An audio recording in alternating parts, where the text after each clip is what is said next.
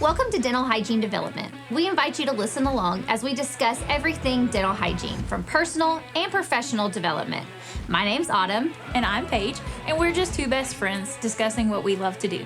Grab your favorite Diet Coke, Diet Dr. Pepper, maybe a glass of wine, and join us as we discuss anything dental hygiene.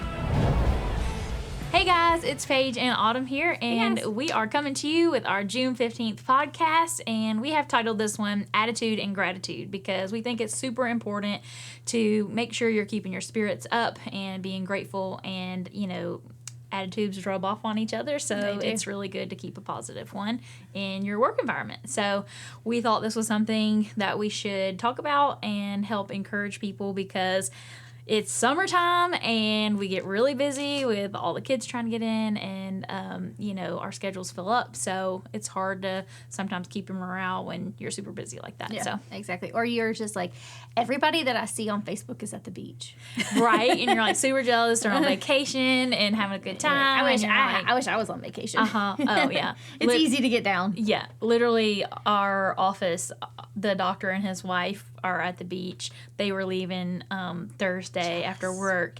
Yes, and he was so excited. He had his little Hawaiian shirt on all day and was in such a great mood. And it was his wife's birthday, so they were having like a special little getaway. Yeah, I was so excited for them, but I'm like, oh, take me with you. I want to go. Yeah, exactly. I think that's the danger of social media and stuff is like FOMO. We live in everybody else's land, and we only see like the great things that are happening in their world. So everybody's posted about going to the beach and all these cute family photos, and you're like, oh, I'm just cleaning teeth. Yeah, just over here cleaning teeth. Just over here cleaning teeth. Like, can my tartar dust count as sand? Oh man, totally. I don't know if I want to come home with that in my shoes. No. That would be kind of gross. I really don't want sand in my shoes either. You're right. I don't either. But, you know, I think it's better than what you just said. It could be worse. But, yeah, I think our attitude plays a huge just, like, role in life in general. Yeah. I would say that I used to be the person who was probably more down. Like, the cup half empty kind of person, like pessimistic a little bit. Yeah. I mean, you go through times in your life and things happen to you, and so you feel a little jaded, and you might not, you know, everybody has those times, but sometimes it's hard to notice when you're that person, and everybody feels yuck being around you, you know, and they don't get excited about seeing you or anything like that, and it's hard to notice sometimes unless someone straight up tells you, which is actually nice, but it can be hard to hear. Yes, depending on who you are, but it can happen really quickly and suck you down. Yeah. It for sure can. I am fortunate enough, my sister, she's very blunt, and when I was going through some things and I was on the downside, she was just told me, she's like, you have not been yourself lately, like, you got to do something.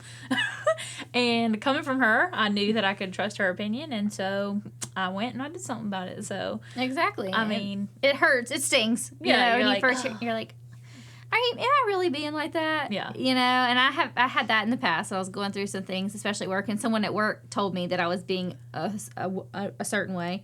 And I went home to I was living with my sister and roommate, and I was like, can you believe that she said, and they were both like, yeah, well, we weren't going to tell you, but you're being so mean and so hateful. And I'm like, oh, okay. All right, maybe I should do something about that. Maybe I should look at this. Yeah, so, I mean, it hurts, but it's also a good thing to hear, and I think this kind of plays into the end of the last, you know, episode when we were talking about mental health. Like, this can change your mental health. Absolutely. Like, just your frame of mind can change.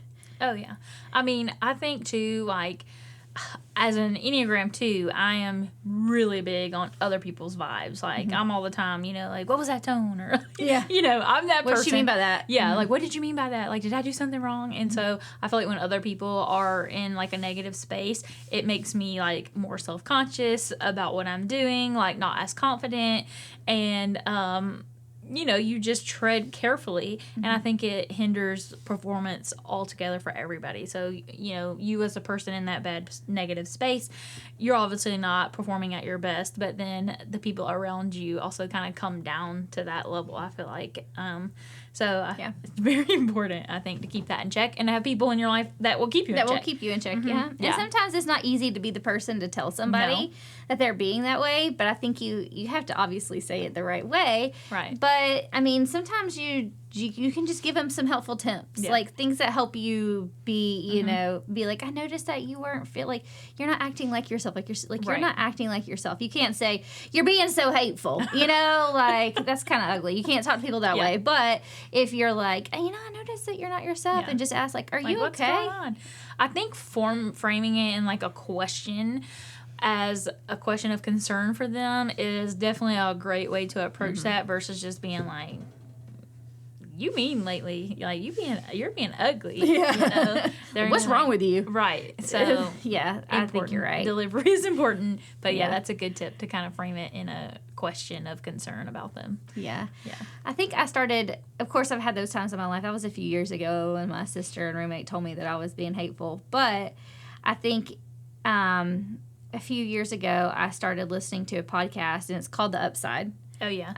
And it was like, I knew that, like, they were on Instagram, and the guy used to be on a radio show that I listened to all the time. So I just ended up starting to listen to it in curiosity, you know, because I like the radio show. Yeah. And then I saw what was going on Instagram, and they started talking about it. So I started listening, and The Upside, as like you can tell by the title, is all about being like their attitude and gratitude, and they practice it daily. Yeah. In fact, they start off their podcast every day by saying what the day is, and then they each say what they're grateful for the day.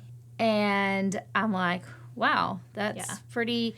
I mean, and so I started practicing that in my life. And there's a bunch of different ways to do it. Heck, you can go on Amazon, and there's like a bunch of different like pretty like gratitude journals and those kind of things.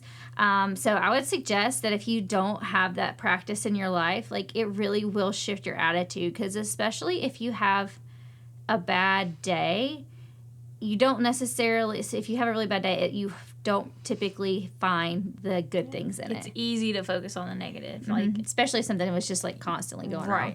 I love that you used the word practice, because I think attitude and gratitude is something you do truly have to practice, which means there's action behind having a good attitude and having gratitude in your life. Like, you are being purposeful and doing things to bring that to the forefront, to kind of overpower those negative thoughts, because that is just the nature, like human nature, is that we dwell on the negative things a lot easier than the good stuff happening. So I love that put that way. Yeah, I mean, it's something that I have to practice, and I'm not the best at it, but if you start doing it daily and you start writing something down or just saying it out loud, something that you're grateful for, then you really, some days you have to really try to think of something because you had a really hard day, but just by finding one thing, every day you find something good in that day, and maybe if it's before you go to sleep or when you wake up, like, depending on the person that you are, like, it helps you relax and go to bed, and like having the thought, either today might not have been a good day, but I still had this happen and it was good. Or you do it first thing in the morning if you're the person who needs something to get your day going, and you're like, you know, I'm grateful for this today, and, you know, keep it going from there. But I think practicing it every day, eventually practice makes perfect. So eventually it just becomes second nature. Like, you're already thinking about the good things instead of the bad. And I think, too, like, if you're in a situation where you don't have a particular, you know, atmosphere to be grateful for that day, you can even, you know, break it down to something so small and so simple. Like, you're getting in the bed at night and you might be super frustrated and your mind is racing, and just be like, well, you know, I'm grateful that I have my home to come home to, and this bed to get into to go to sleep, because there's people in the world who don't have that. So, you know, even if it's just something like that, you know, or I'm grateful that I have this Diet Coke today because I would strangle somebody without it. You know, this is what I'm grateful for. Even the small things, if you can't find anything else, it makes a difference. And one of the things me and Jack started doing, which was super simple, but it was way more powerful than I ever thought it would be, was to start complimenting ourselves. Not like, I mean, you can be like, hey, I look good today, but, you know, just like, I am proud. One of the things I wrote down was, I am proud to be Paige Cranford, because there was a time there where I felt people in my life had made me feel like I wasn't proud of who I was or my performance in a time when I should have been, which is something easy to do. Let other people, change your perspective of yourself, and it's not true. It's lies. Mm-hmm. You have to fight those lies. But I wrote down on a Post-it, "I'm proud to be Paige Cranford," and I put it on the mirror in my bathroom. And I was looking in the mirror at myself, and I made myself say it out loud. It felt so weird. So weird. I'm like, this is weird. This is one of those, like, hoopla things. This is just ridiculous.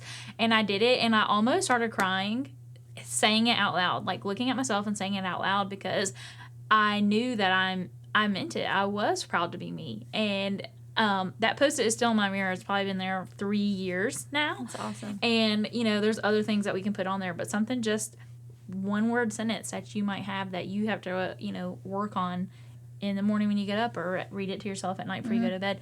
And I think there's real power in, like, vocalizing it. Even if you're writing it in your book or your journal, say it out loud as you're writing it down, because there's something about that, like, vocal going into your brain. You're hearing it in a different way versus just, like, saying it in your brain quietly, like, not out loud, You think things all day. I think it just has more impact when you take that extra step to, like, say it out loud and hear it. You're not just thinking it. Yeah.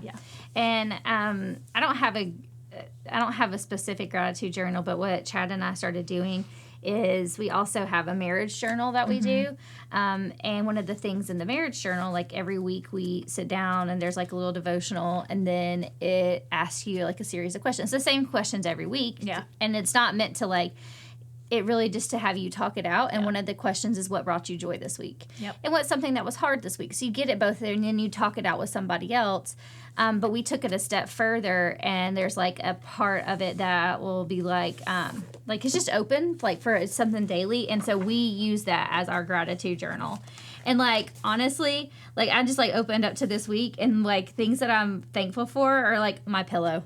It's not something super, or I got to come early, like, I got to come home early one day this week, instead of being, later. So, like, it doesn't have to be, it can be, like, I'm grateful for this stretchy, because when it gets hot outside, I get to put my hair up, That's right. And some days that might be all you find in it. Hair off your neck. Woo!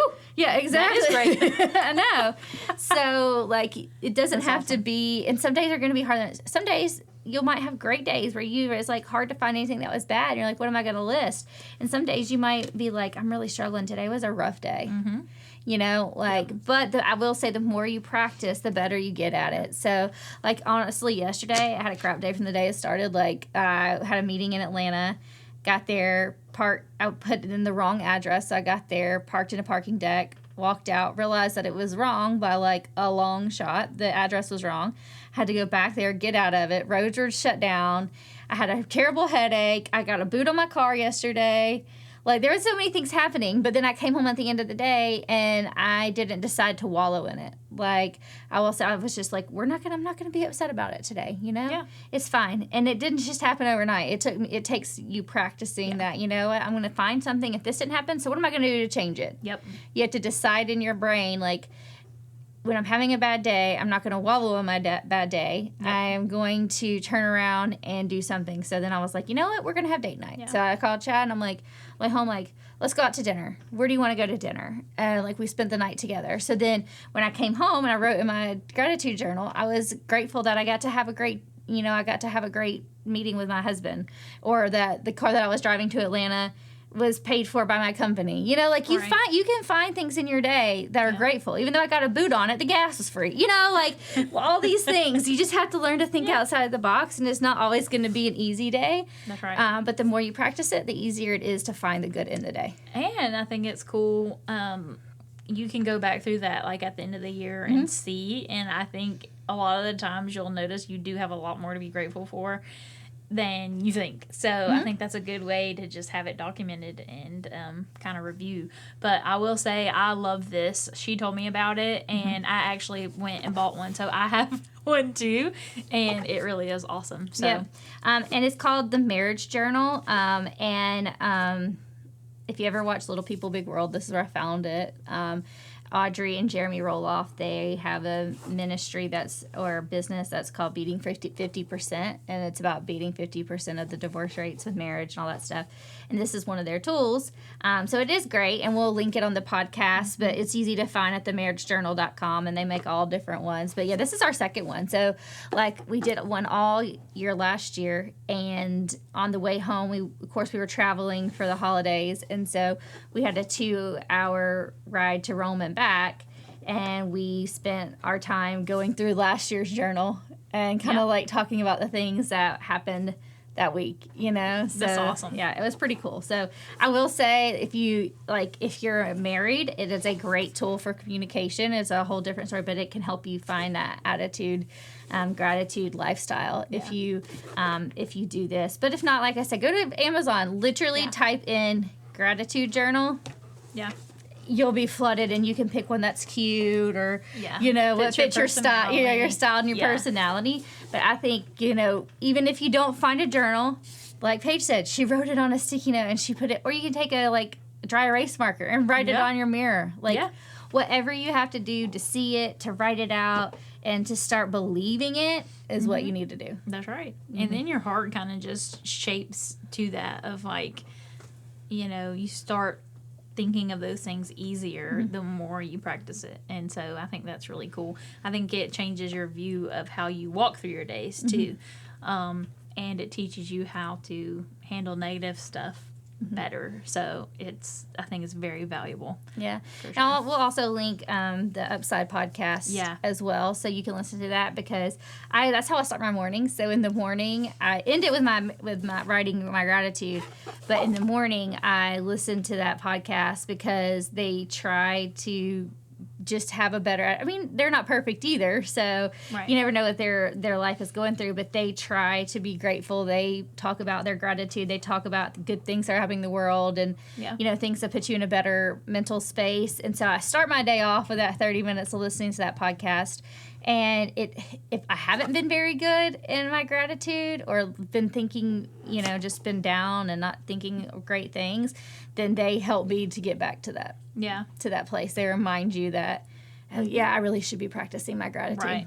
And I think we all need that at times. You need people to help you be accountable. So I think that's why it's great to do as a marriage tool.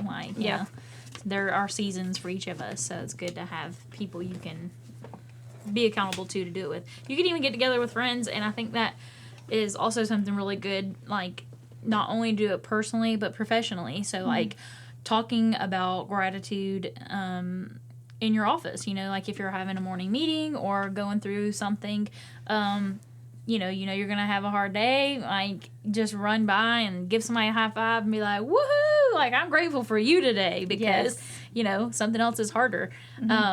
So I think you probably will change their attitude that day. Absolutely. If you say something like, I'm grateful for you today. Oh, yeah.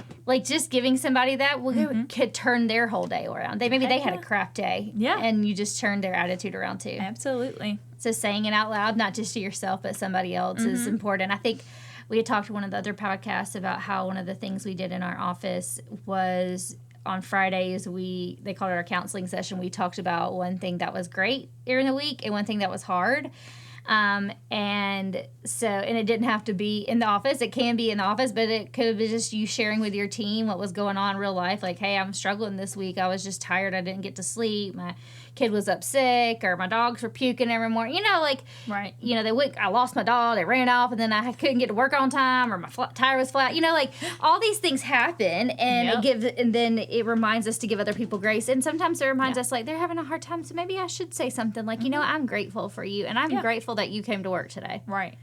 Well, too, it's okay, that person, maybe at the end of the day, they come down, they forgot to take the trash out, and you had to do it, and you're ugh, because you're ready to go, and then you're, irritated and frustrated with them. Well, if you know, okay, something bad happened, their kid fell and broke their leg and had to go, they had to run out and left the trash, okay, well, then you feel happy to do that for them. Yeah. So it's really about the attitude and gratitude, and really just having some more information of sharing, being real with each other. I think it's very helpful. Yeah. And if you're a leader in your practice, or, in the office space or anything that you do outside, of work, I read this book about a year ago, and it's called The 5 Languages of Appreciation in the Workplace by Gary Chapman and Paul White. And it's kind of like the 5 love languages for, couples.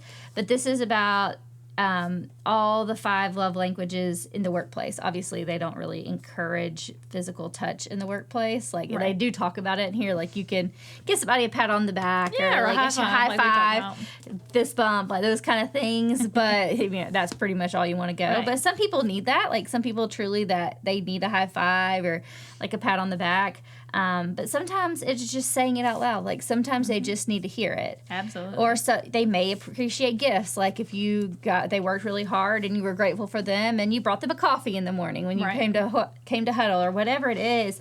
Like, it's important that you can read this and then you can know the difference. But this one also, it comes with an access. Like, if you get certain ones, it comes in the access code for all of your teammates to go take it as well. So it's another one of those tools, kind of like we talked about Enneagram and the temperaments, that you can take, and then you can talk to one another and say that somebody's love language in the office is words of affirmation. And all you have to do is go say, I'm really grateful for you today, or thank you for, taking out my trash or seating my patient. Mm-hmm. And sometimes they need a little gift, so you bring them coffee, like all the things, or they need, if their love language is acts of service, like maybe you can help them do something during the day, like clean their room or seat their patient or help them with their notes, like whatever it is. But I think if you know, just like if you know yourself better, if you know your team's appreciation language, then you can all have a better attitude and be grateful for one another in the office. Absolutely. Yeah. So we'll link this book too. Yeah. There's any like tools that we have for you that we use. Like, this is a safe space and it's an open space. And I think, Paige and I have done this so much in every podcast. We're not blind when we say we want you to communicate with us. Yeah. We want you to, like our stuff and comment on them. And we don't want you just to comment on them to say we got a comment. We want you to comment on it so you can enlighten us too. Like, if you have things that you do that you practice gratitude in, or that you found that helps you, share it. This is a space where we want everybody to learn from one another. Absolutely. We don't know everything. No, we don't. We're growing, every day. So, and if there's something else that I can do to help my attitude, because I'm not going to lie to you, I know I could have a sour attitude sometimes. So it does take a lot of practice for me to do this the right way. But if you have an idea, share it with us. Absolutely. I love feedback. I mean, I think it's super important to be open to each other, because I think you get to a point sometimes in your career that you're like, I think I got it all together. I know what I'm doing. But, there's always room for growth and knowledge. And so some people think out of the box. We all have different personality types and we all have different input. That's valuable. So, we want to know what yours is. Yeah, absolutely. Sure. So let us know. Yeah. Well, I'm so glad that you guys were here to join us in this, and we appreciate your support. We are very grateful for you. Yes, we are make grateful our for attitudes so joyful, and yes, you bring happiness to us by supporting us. We really do appreciate it. So thank you very much, and we'll see you on the next one. Bye, guys. Bye.